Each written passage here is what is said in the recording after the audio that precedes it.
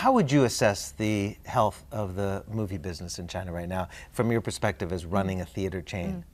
Since 1895, when Lumiere brothers first invented cinemas, it was the first time globally all cinemas are closed during those 3 years.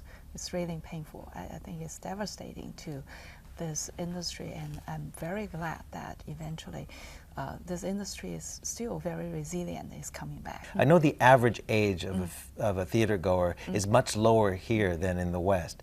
20 is the average age? That's correct. Are younger people coming back? That's the big key, because there's a lot of youth unemployment in China. There is, lack of discretionary money, right, at this time when the economy is so slow. So what are the trends that are going to make this a sustainable recovery? I think cinema is still very affordable consumption, and also it's a social experiences. During pandemic, people realize how close you can be leaving this world for the paradise. At that moment, it probably doesn't matter that much how many material goods you have, how many houses you have, how many cars you have, but rather your experiences. We notice people are willing to spend more on immersive experiences, social experiences.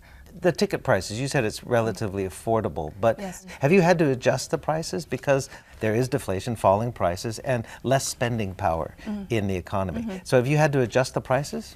Well, I think there's some adjustment on the price, not only because of the deflation, but I would rather say depending on different types of the movies. In China, we have different prices for different movies. For IMAX 3D or special effects movies, we can usually charge more.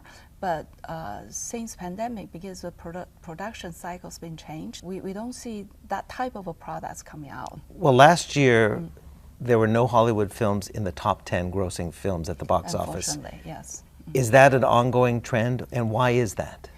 I think it's an ongoing trend, and also it's not only for China, but worldwide.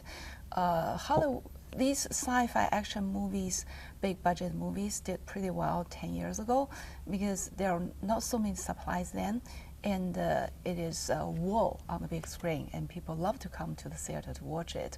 But now, given the technology is getting much more popular, in China you have Wandering Earth and Creation of Gods, also big budget action movies, sci-fi movies. Even in India and Thailand, they can produce their superhero movies. But instead, Hollywood, they need to have a bit more creativity. Instead of doing sequels for these superhero movies. I think this is probably some consumption behavior trends they have to spend more time on. Last year, Oppenheimer and Barbie still did pretty well in China.